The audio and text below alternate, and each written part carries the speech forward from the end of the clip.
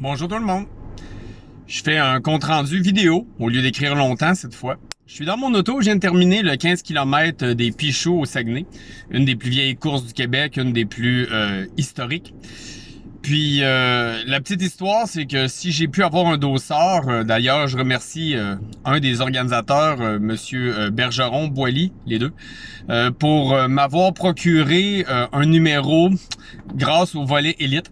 En fait, je voulais m'inscrire à la course à l'automne dernier, mais il n'y avait plus de place. Avec les reports des années antérieures, parce que les éditions ont été annulées en 2020 et je pense l'année passée, j'avais pas de place cette année. Il restait plus de dossard. Puis c'est une course que j'ai jamais fait, malgré mes 30 ans d'expérience. Ça m'avait toujours intrigué parce que les chronos sont très très bons là, alors que on est en plein milieu de l'hiver. Enfin, à la fin de l'hiver, mais c'est l'hiver. J'ai vu une annonce sur le site de la Fédé québécoise disant qu'il restait de la place pour les élites, mais les standards, je les rencontrais pas. C'est quand même des bons standards. Puis j'ai plaidé ma cause en disant il manque de vétérans dans votre programme, puis comme il vous reste de la place, ben pourquoi pas.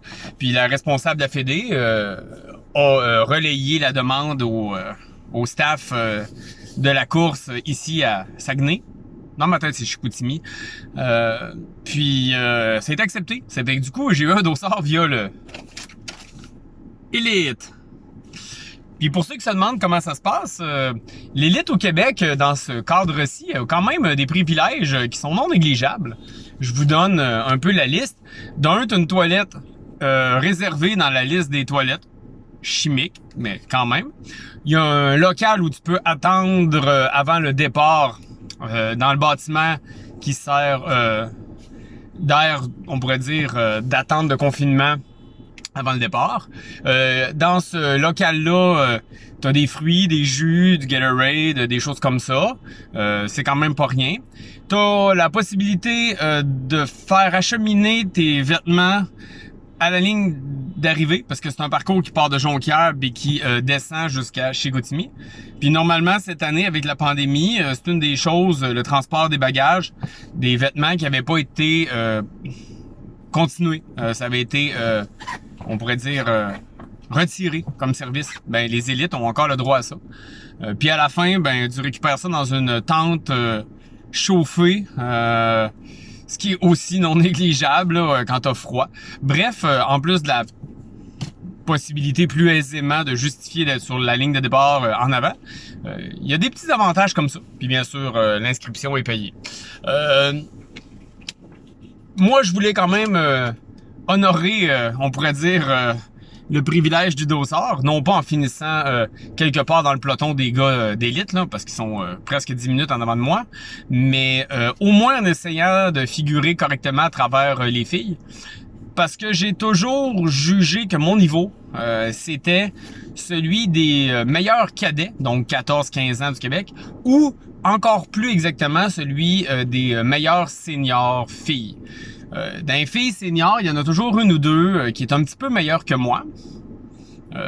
Puis là, en ce moment, nettement meilleure que moi, si on pense à des 8,59 aux 3000 mètres par Jessie Lacourse, ou le chrono record là, de Mélanie Mirand sur marathon. Non, c'est à 5 minutes du mien, mais grosso modo, là, si je prends les meilleures filles, ça correspond à mon niveau.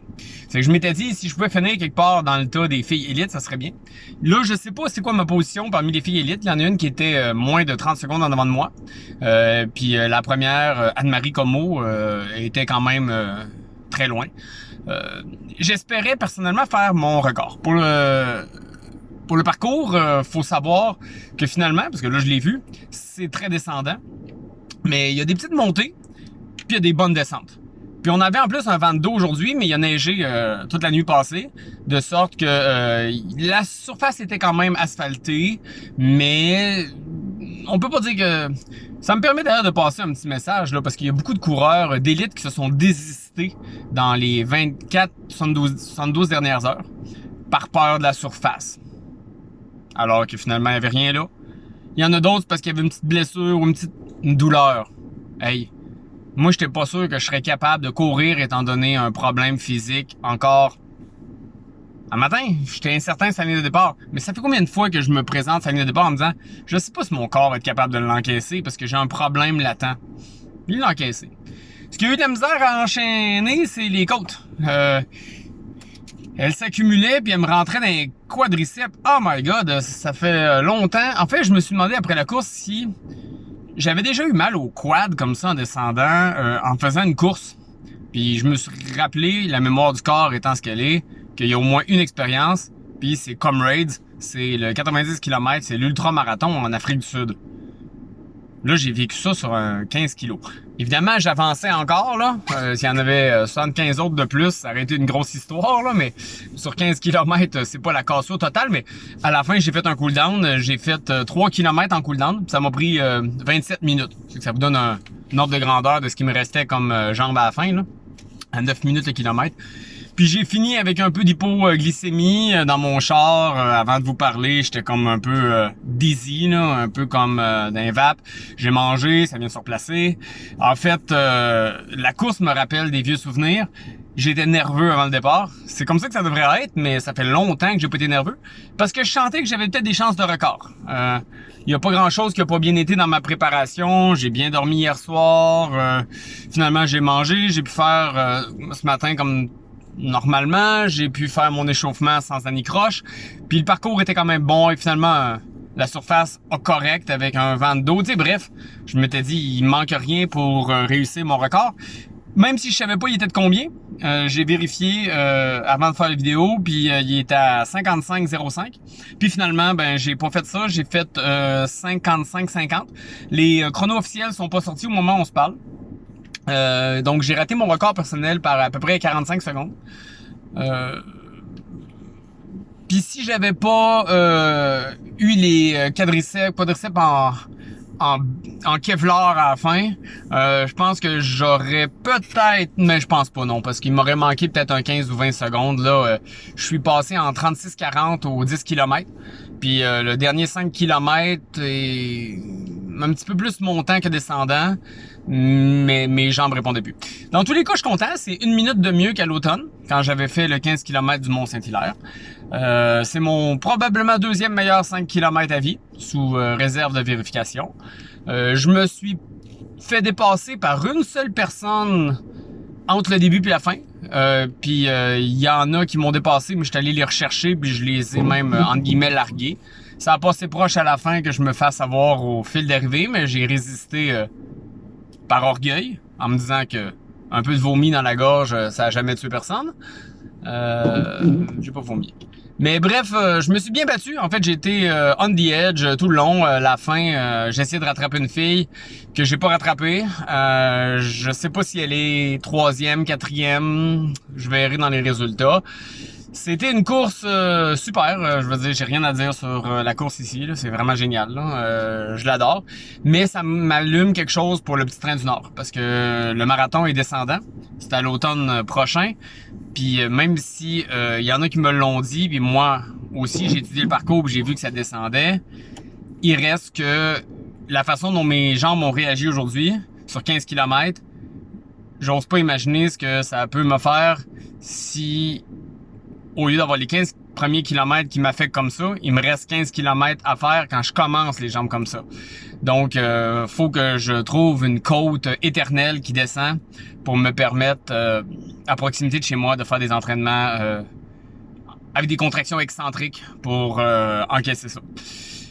Ça me dit que je vaux autour de 1,19 au demi-marathon. Je pensais être entre 1,19 et 1,21. Je suis plus proche de 1,19 que de 1,21. C'est ça que ça me dit aujourd'hui.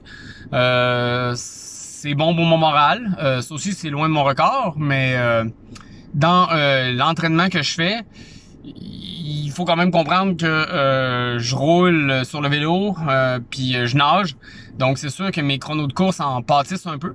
Mais en ce moment, malgré même peu d'intensité à la course, mes chronos sont honnêtes.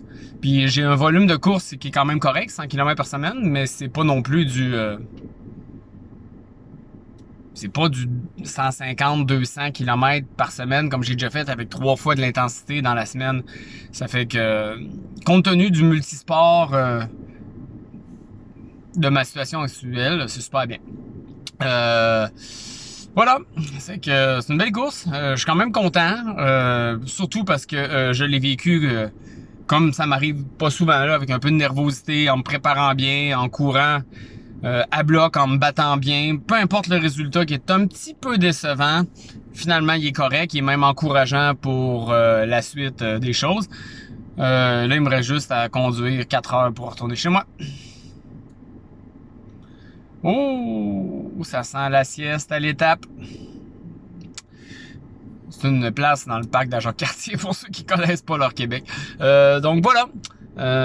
Si vous avez écouté jusque-là, merci. Puis vous avez même pas à peser sur un piton subscribe pour m'envoyer de l'argent. J'ai pas de chaîne YouTube. Je suis pas un influenceur. J'influence personne. Je vous remercie juste d'avoir écouté. Bye.